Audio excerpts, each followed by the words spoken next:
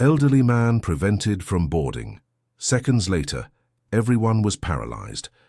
Mr. Walter Thompson adjusted his light-colored shirt for the third time in 5 minutes while watching the busy activity at the departure gate. At 78 years old, his hands trembled slightly as he held the old worn leather briefcase that had been with him for decades. The flight supervisor, a middle-aged woman named Barbara, was typing frantically at her computer with an increasingly irritated expression. It was then that she looked up and stated firmly that she could not find Mr. Walter's reservation in the system. Seconds later, while he was desperately opening his briefcase to look for documents that proved his purchase, an old black-and-white photo slipped out from among the papers and fell onto the polished marble floor. The young flight attendant Emily, who was passing by carrying a tray, immediately stopped to pick up the photograph. When her eyes met the image, all the color drained from her face. There she was, a young woman smiling next to a man in a military uniform, and in the bottom right corner, the signature she knew so well. Margaret Thompson, 1975. Emily felt her legs go weak. That was her grandmother Margaret, who had passed away 5 years ago, in the only photo she had kept of the wedding. But how did this strange old man have an identical photo? "I'm sorry, sir," said Barbara impatiently, "but without confirmation in the system you cannot board. Those are the company's rules." Walter tried to explain that he had bought the ticket the previous week, that he needed to get to Los Angeles for a very special occasion, but his words seemed to echo into emptiness. Barbara had already assisted dozens of passengers that day and was determined to follow protocol. Emily remained still, holding the photograph with trembling hands. Other passengers began to form a small crowd around the commotion, some checking their watches nervously, others whispering comments about delays.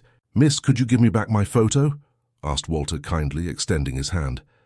His voice had a familiar tone that made Emily's heart race.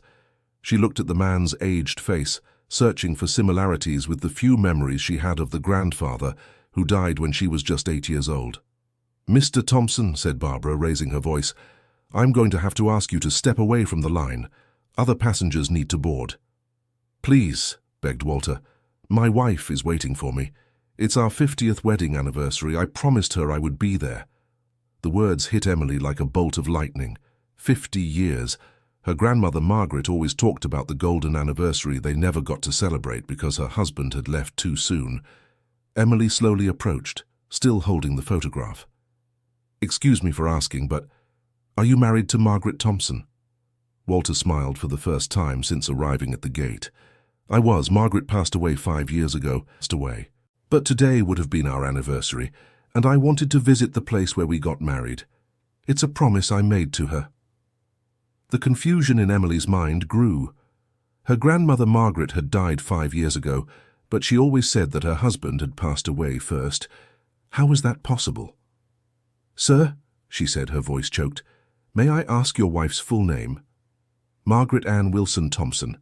I met her when I was 19, at a dance in Santa Monica." Emily let out a gasp. Her grandmother's name was Margaret Ann Wilson Davis. Davis, not Thompson. But the photo was identical, the names almost the same, the story very similar. Barbara tapped her nails on the counter impatiently. "Can I resolve this after boarding? The flight should have left 10 minutes ago." It was then that Emily made a decision that would change the lives of everyone present. "Barbara, please, give me a few more minutes. I think I can resolve this situation."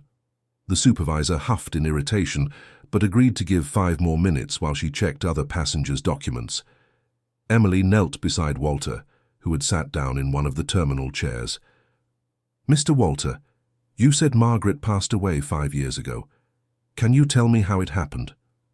The elderly man's eyes filled with tears. "She started forgetting things. First small details, then names of close people. In the end, she didn't recognize me anymore. She spent her last 2 years in a specialized care home and I visited every day until she passed." Emily's heart tightened. The story didn't match what she knew about her grandmother, but there was something in the man's sincerity that touched her deeply. Dear listener, if you're enjoying the story, please take a moment to like the video and especially to subscribe to the channel. It really helps us who are just starting out.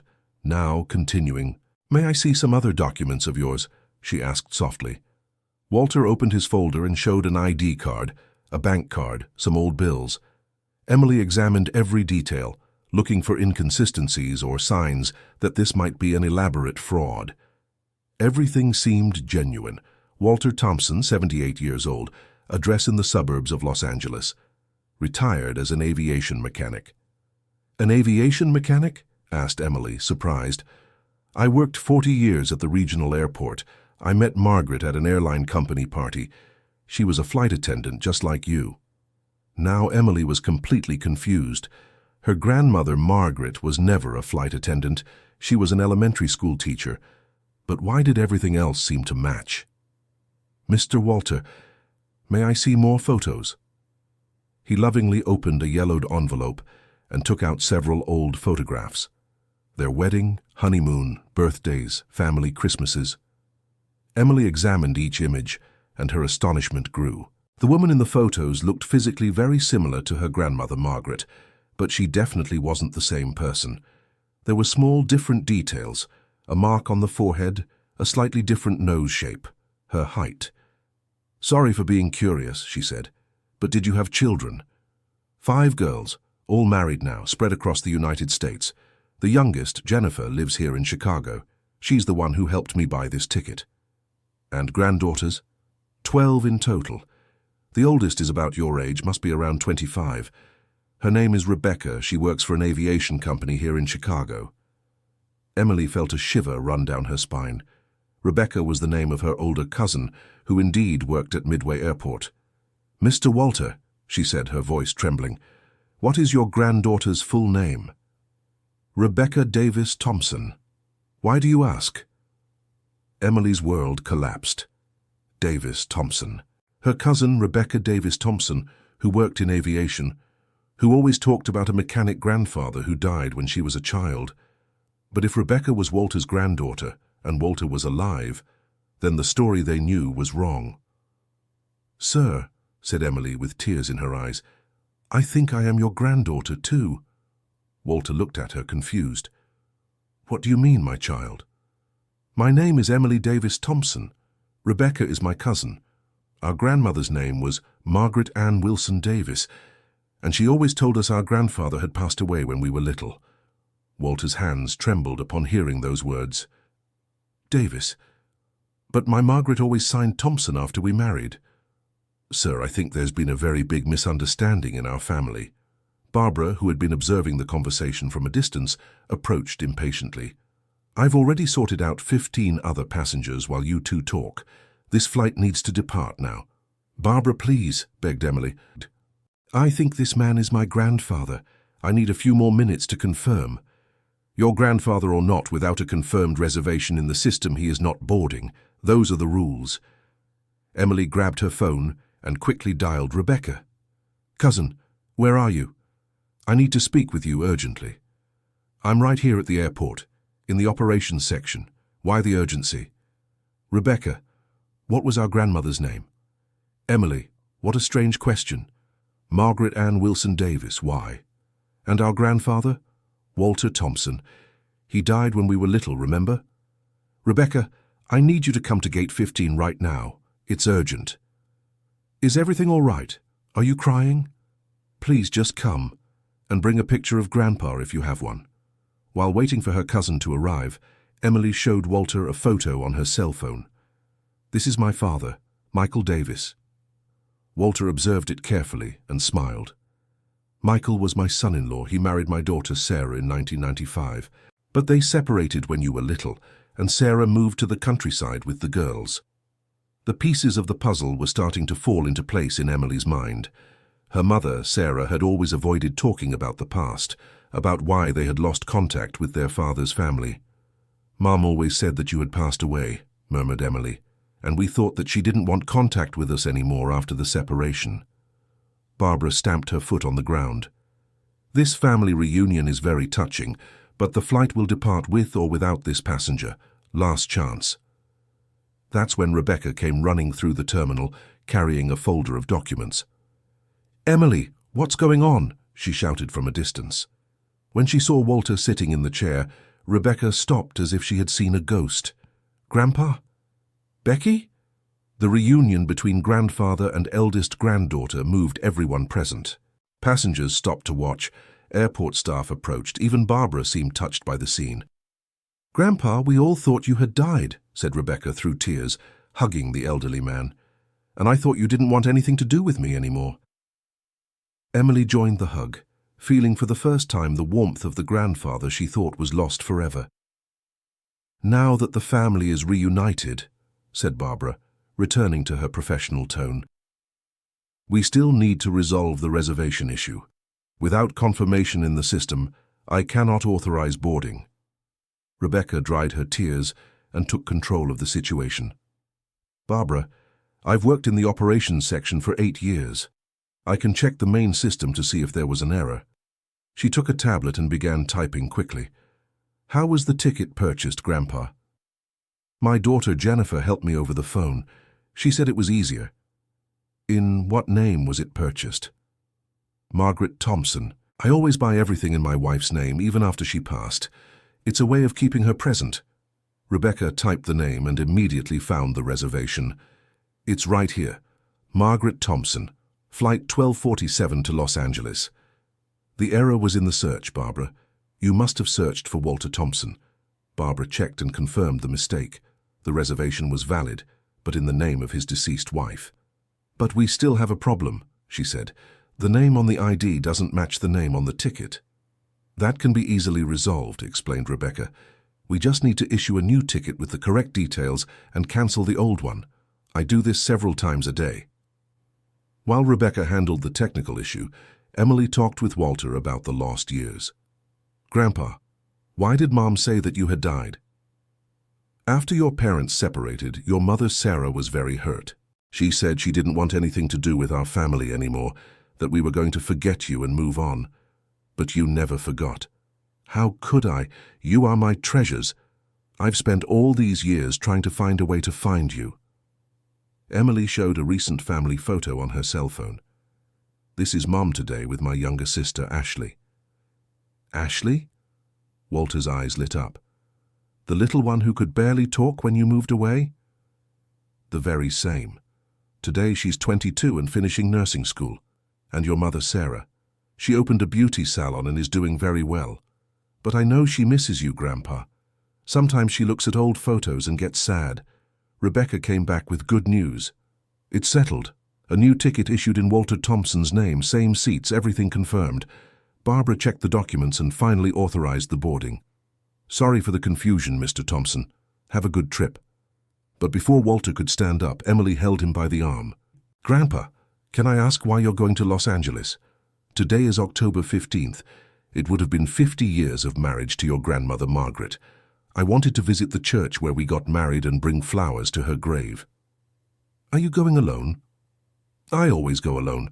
It's my way of keeping our tradition alive." Emily looked at Rebecca, and they both had the same idea at the same time. "Grandpa, what if we did things differently this year?" suggested Rebecca. "How so?" "What if the whole family went together?" Walter's eyes filled with tears again. "Would that even be possible?" "Of course it is," said Emily enthusiastically. "I can call Mom right now and explain everything. I'm sure she'll want to go." "But the flight is about to leave," Walter protested. "It's not a problem," said Rebecca. "I know the procedures. We can get tickets on the next flight. The important thing is that we're together." Emily was already dialing Sarah as she spoke. "Mom, I need to tell you about something amazing that happened." The conversation lasted 15 minutes, with Sarah alternating between crying, shock, and joy. In the end, she confirmed she would be at the airport in 2 hours with Ashley, and that yes, she very much wanted to see her father again after so many years.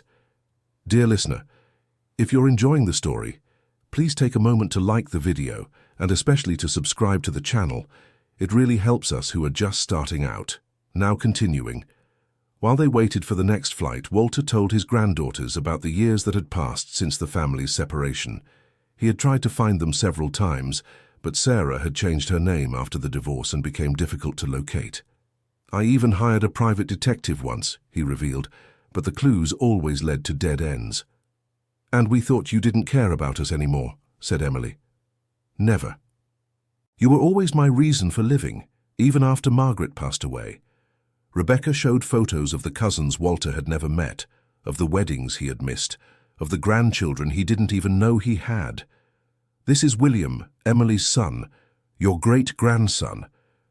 Great-grandson? Walter smiled through his tears. I have great-grandchildren? 3 in total. William is 5, Emma is 3, and Mikey just turned 1. The elderly man was overcome with emotion upon discovering his family had grown so much without his knowledge. When Sarah arrived at the airport with Ashley, the reunion was even more intense than the one with his granddaughters. Mother and daughter hugged for long minutes, asking for forgiveness for the misunderstandings of the past. Dad, I thought you didn't want anything to do with us anymore, Sarah sobbed, and I thought you had kicked me out of your lives forever. So many years lost because of both of your pride, said Ashley, the youngest, who barely remembered her grandfather. The reunited family finally boarded the next flight to Los Angeles. During the trip, Walter told stories from his youth about how he met Margaret, about their first years of marriage, about their young daughters. Sarah revealed that she had never stopped loving her father, but felt abandoned after the difficult divorce. She had interpreted his silence as disinterest, when in fact he was respecting the space she seemed to want.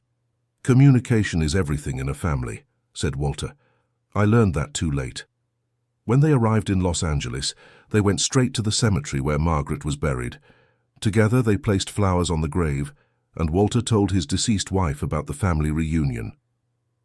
Margaret always said you would come back one day, he murmured. She was right. From the graveside, they proceeded to the church where Walter and Margaret had married 50 years earlier. The elderly priest still remembered the couple and was moved to see the family reunited. Mr. Walter comes here every year on their anniversary, the priest told the granddaughters. He lights a candle and prays for the whole family. The whole family? Asked Sarah. He always mentions his daughters and granddaughters, asking God to protect them wherever they are. This revelation moved the family even more, as they discovered they had never been forgotten, even during the years of separation. That evening, gathered in the small apartment where Walter lived alone, they planned how to rebuild the lost bonds. Sarah decided she would move back to Los Angeles to be near her father. Ashley would transfer colleges to finish her studies in the city, and Emily would request a transfer to work the Los Angeles-Chicago flights. Family is the most important thing we have, said Walter. We can't let pride or misunderstandings separate us again. But the story wouldn't end there. In the following days, as the family reorganized, they discovered there were many more people involved in the web of miscommunication that had separated them.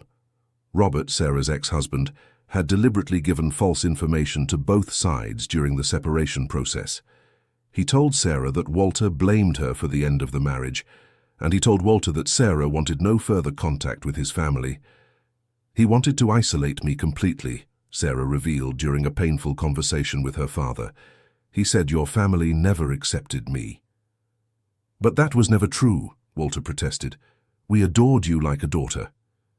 The discovery of Robert's manipulation brought even more pain, but also relief at finally understanding what had happened. He had sown seeds of discord to ensure Sarah wouldn't have support from her ex-husband's family during the divorce. Ashley, who had grown up hearing negative stories about her grandfather, was outraged to discover the truth. How many lies were we told all these years? She said angrily. The important thing is we know the truth now, pondered Emily, and we can rebuild our family. Walter, despite the pain of discovering he had been deceived, chose to focus on the future. There's no use dwelling on the past. Let's make the most of the time we have ahead of us. In the weeks that followed, the family worked to rebuild not just their relationships, but also the lost traditions. Walter taught his granddaughters their grandmother Margaret's recipes, told family stories, and showed them photo albums they had never seen. Sarah, in turn, introduced her father to the grandchildren he had never met. Walter's first meeting with 5-year-old William was especially touching. "Grandpa, why didn't you ever come visit me?" the boy asked with the innocence typical of his age. "Because I didn't know where you lived, my treasure, but now I do, and I will come all the time." The family's integration brought practical challenges as well. Sarah had to reorganize her finances to move back to Los Angeles. Ashley had to adapt to a new university, and Emily faced difficulties getting her work transfer. But everyone agreed any sacrifice was worth it to be close again. "For years I lived as if a part of me was dead," confessed Sarah. "Now I feel whole again." Walter, who had spent the last years in deep loneliness, was reborn with his family's presence. His health improved, his mood became more cheerful, and he started making plans for the future again. "I want to see my great-grandchildren grow up," he said. "I want to be there for all their achievements." 6 months after the reunion at the airport, the family organized a party to officially celebrate their reunion. Distant relatives who had lost touch were also located and invited. It was a moving celebration, with multiple generations gathered together for the first time in decades. Walter, the center of attention, couldn't stop smiling. "Margaret would be so happy to see this," he murmured to Sarah. "She is watching, Dad, I'm sure of it."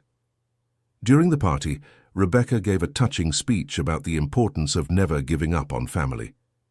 "If my cousin Emily hadn't had the courage to question that supervisor at the airport, we might never have discovered the truth." Barbara, the supervisor, had been invited to the party and was moved to see the outcome of that seemingly simple confusion at the departure gate. "I learned that sometimes rules need to be questioned when it comes to bringing people together," she said. The airline, upon learning the story, decided to use the case as an example in their customer service training for humanized care. Walter's story became a symbol of how small gestures of understanding can change lives. Emily was promoted to flight supervisor and implemented special protocols for situations involving families and the elderly. Rebecca took over the coordination of a company social project to help people find lost relatives. Ashley graduated from nursing school and decided to specialize in elderly care, inspired by her experience with her grandfather. Sarah opened a new beauty salon in Los Angeles and became a local reference in the neighborhood where she grew up. But perhaps the most significant change happened to Walter himself. He, who had spent years living in the past, fully embraced the present and the future. He started writing his memoirs to leave as a legacy for his great-grandchildren, organized the family documents into detailed albums, and even started dating again with Mrs. Betty, a widowed neighbor who had become very close to the family. "Margaret would scold me if she knew I had stopped living after she was gone," he joked during a family lunch. "She wanted you to be happy," Sarah replied. "And now I am. Completely." The story gained even more layers when they discovered that Robert, Sarah's manipulative ex-husband, had developed a serious gambling problem and was drowning in debt.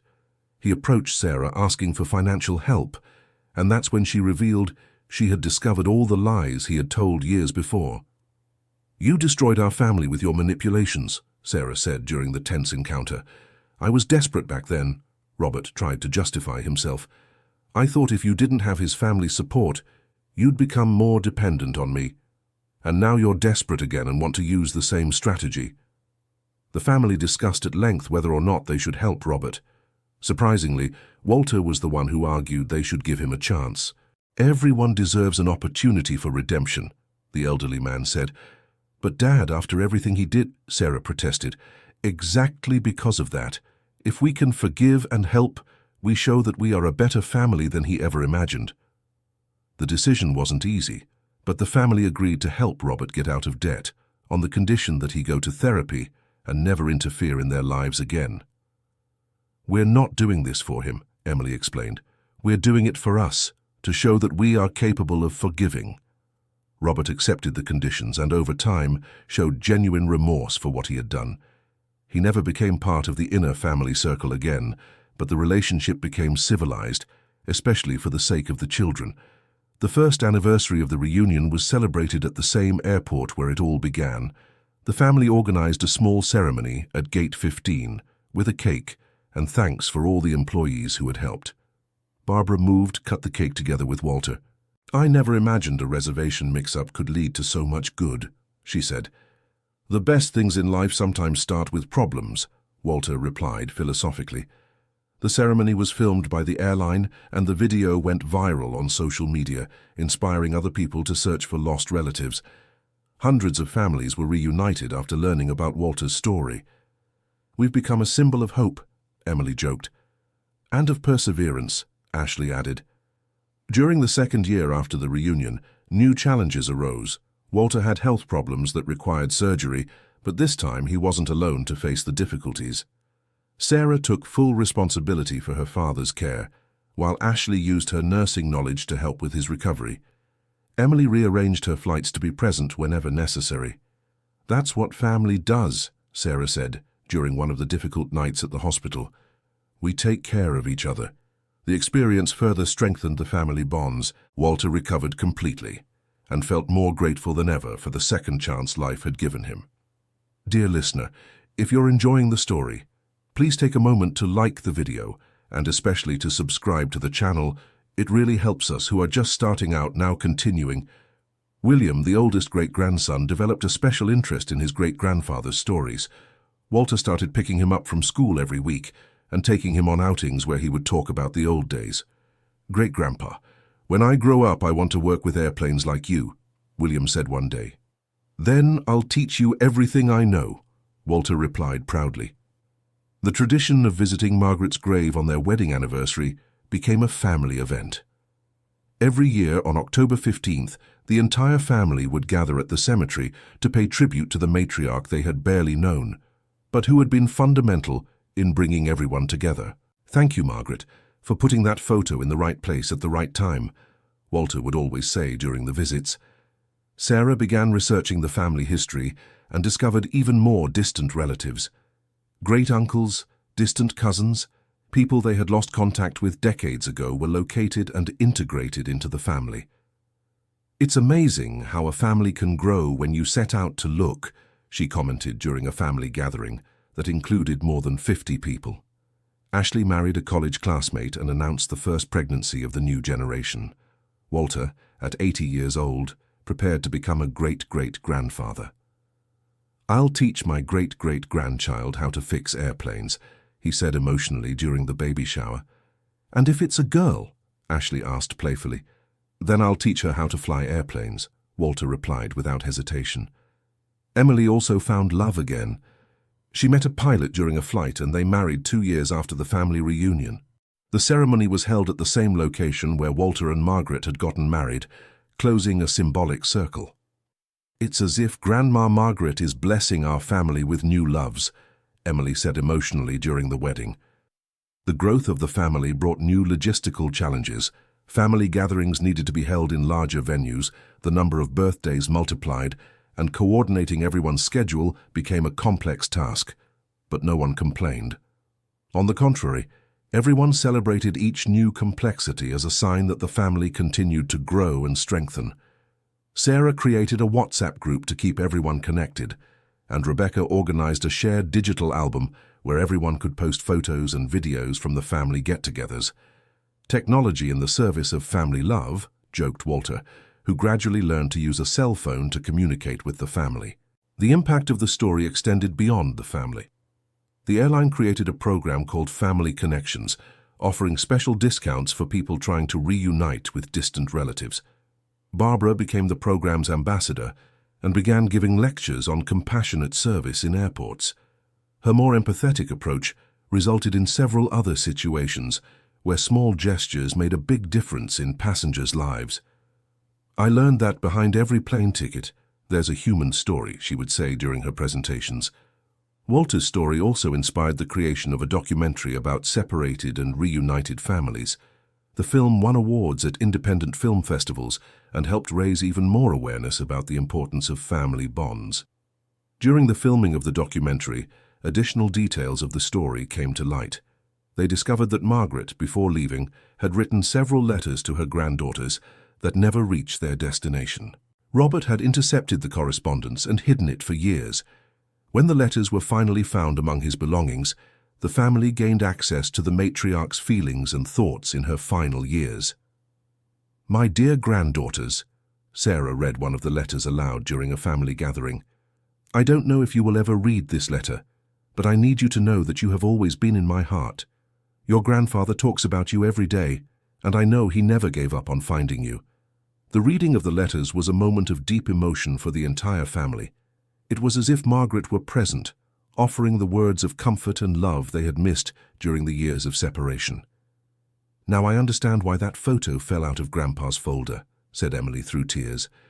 "Grandma Margaret was guiding us toward the reunion." Walter, now 81 years old, had become a sort of respected patriarch in the community.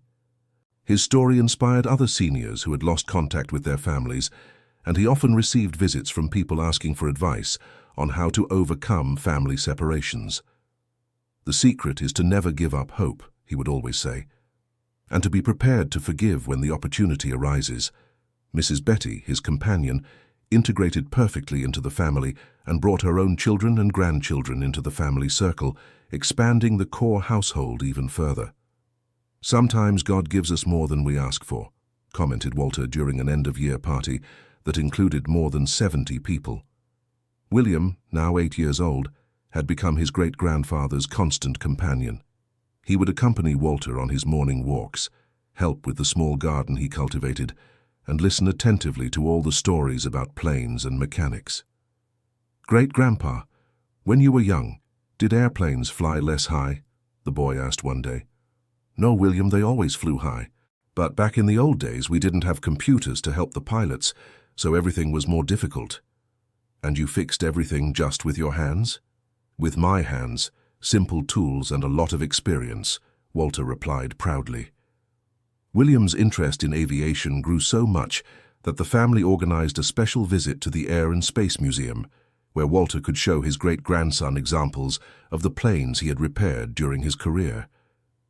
"I knew this one well," said Walter, pointing to an old airplane. "I fixed its engine at least 10 times. William reverently touched the aircraft, imagining his great-grandfather's hands working on those parts decades ago.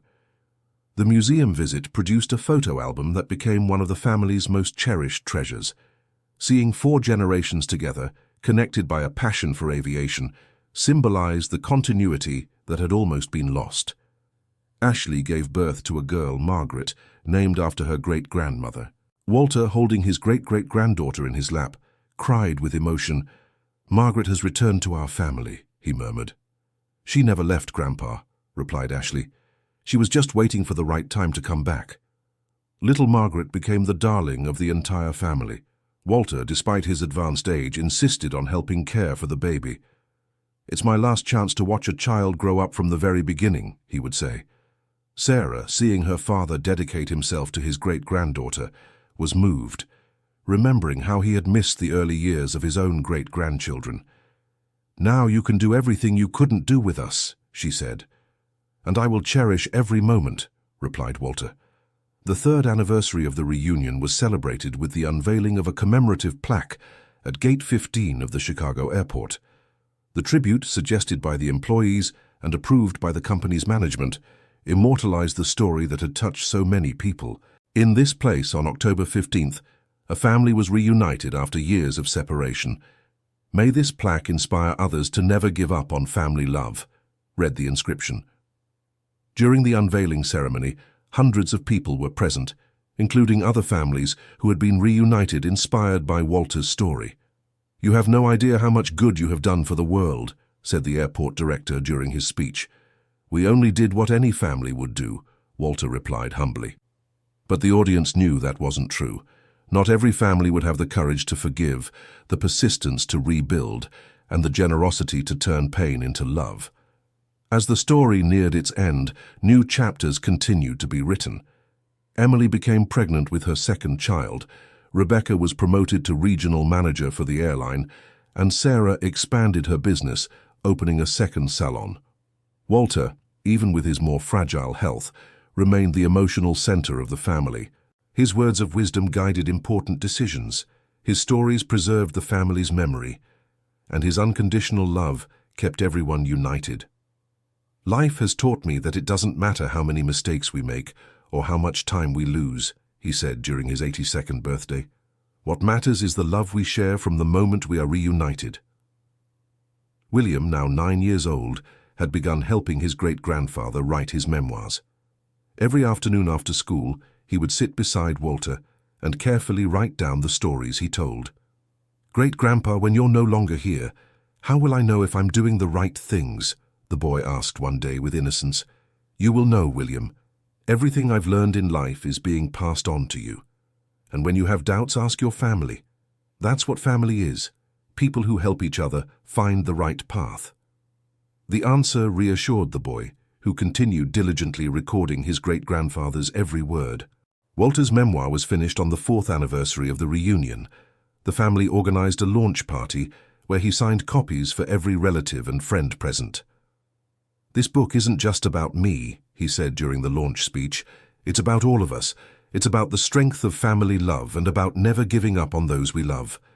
Copies of the book were distributed to public libraries, and the proceeds from sales were donated to institutions that work on family reunification.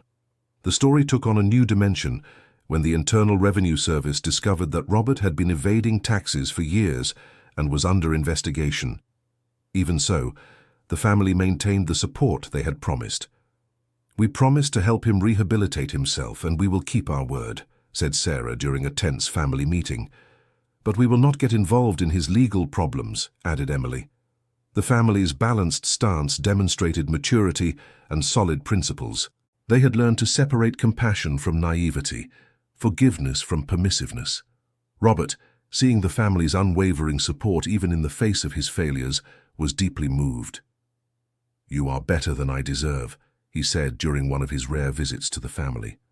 "Everyone deserves a second chance," replied Walter. "What you do with it is your responsibility." Robert's investigation was resolved with a legal settlement that included restitution of the owed amounts and community service. He fulfilled all the requirements and gradually rebuilt his reputation.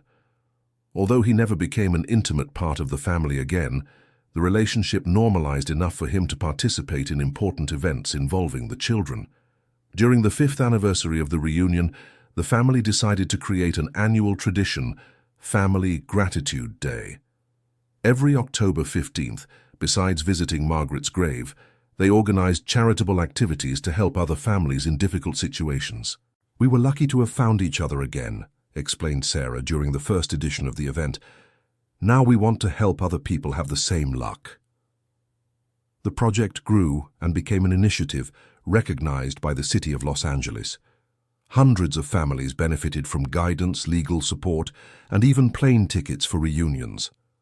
Walter, despite his increasing physical limitations, made a point of personally participating in every charitable event. "It's my way of thanking God for the second chance I received," he would say. William, now 10 years old, had become a little activist for the family cause. He participated in the charitable activities, helped organize the events, and even gave small testimonies about the importance of family. "My great-grandfather taught me that family is everything," he said during an interview for a local newspaper, "and that we should never give up on those we love." The boy's maturity and eloquence impressed everyone who met him. It was evident that living with Walter had accelerated his emotional and intellectual development. Little Margaret turned 2 and began to show interest in airplanes, just like her cousin. Walter, now using a wheelchair for longer distances, took both children to see planes taking off at the airport. "Great-grandpa, why do planes fly?" asked Margaret, with her still childish little voice. "Because they have very strong engines and special wings, just like birds," Walter explained patiently. "And did you fix the engines?" "Yes, I did, so families could travel safely and meet each other." The simple answer carried all of Walter's life philosophy. Everything he did had the purpose of uniting people and families. During the festivities for the 6th anniversary of the reunion, Walter made an announcement that surprised everyone. "I want to start a new project," he told the gathered family. "I want to create a foundation to help separated families reunite." "Dad, that's a lot of work for your age," Sarah worried. "That's why I'll need all of your help," he replied, smiling. The idea excited the entire family. Each one offered to contribute their skills. Sarah would handle the administrative part. Emily would use her contacts in aviation. Rebecca would coordinate logistics. Ashley would offer psychological support with her health knowledge. "Let's call it the Margaret Thompson Foundation," proposed Emily. "Perfect," agreed a moved Walter. She would be proud. The foundation was officially created 6 months later, with its headquarters in Los Angeles and a support office in Chicago. The work began modestly, but soon gained recognition and support from other organizations. In its first year of operation, the Margaret Thompson Foundation helped more than 200 families reunite. The cases ranged from separations due to adoption to loss of contact because of geographical moves. "Every family that is reunited is a victory for us," Walter used to say during the Foundation's meetings.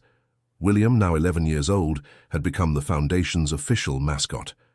His personal story of reuniting with his great-grandfather inspired other children who were searching for lost relatives. The boy started appearing on television shows, sharing his experience and encouraging others not to give up the search for family members. "If my cousin Emily hadn't seen that photo falling at the airport, I would never have met my great-grandfather," he would say during interviews. "That's why I believe miracles happen when we don't give up." The foundation grew quickly and began receiving donations from companies and individuals moved by the cause. With more resources, they were able to expand the services offered. They created a national database to facilitate searches, a psychological support service to prepare families for reunions, and even a program for subsidized plane tickets for people without financial means.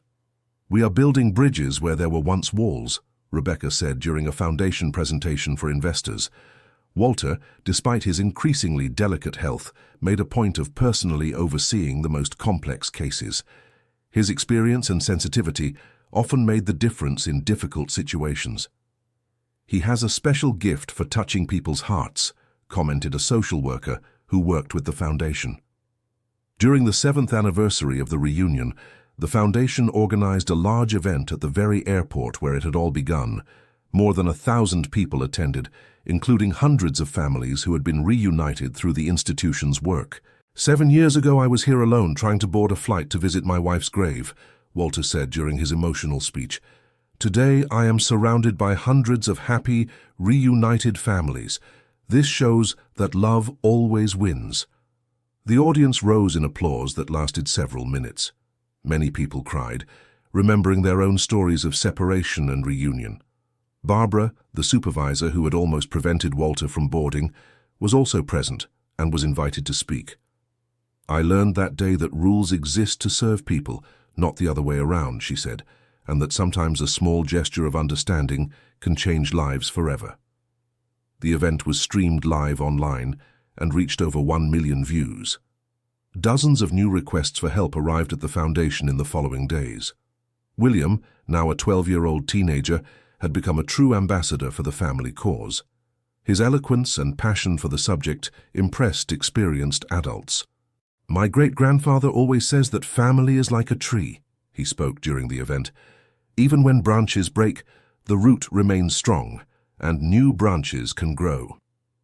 The metaphor, created by the boy himself, became the foundation's official slogan and was adopted in all promotional materials. Margaret, now 3 years old, also participated in the event, distributing flowers to the families present. Her presence symbolized the continuity and renewal that family love provides. "She represents the new generation growing up surrounded by so much love," Ashley commented proudly. The foundation's success attracted international attention.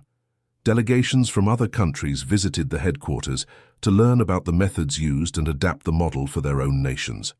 "What you have created here can be replicated anywhere in the world," said a representative from a European family rights organization. Walter, even at 84 years old and in fragile health, remained the soul of the initiative. His presence at meetings and events always elevated the level of discussions and inspired new ideas. "As long as God gives me strength, I will continue fighting to unite families," he declared during an interview for a national magazine. The interview became the cover of the publication and generated even more visibility for the foundation's work. Donations increased, volunteers multiplied, and new offices were opened in various U.S. cities. Sarah, who had taken over the foundation's presidency, proved to be a competent and visionary administrator. Under her leadership, the organization became more professional without losing the human touch that characterized it. "My father planted the seed.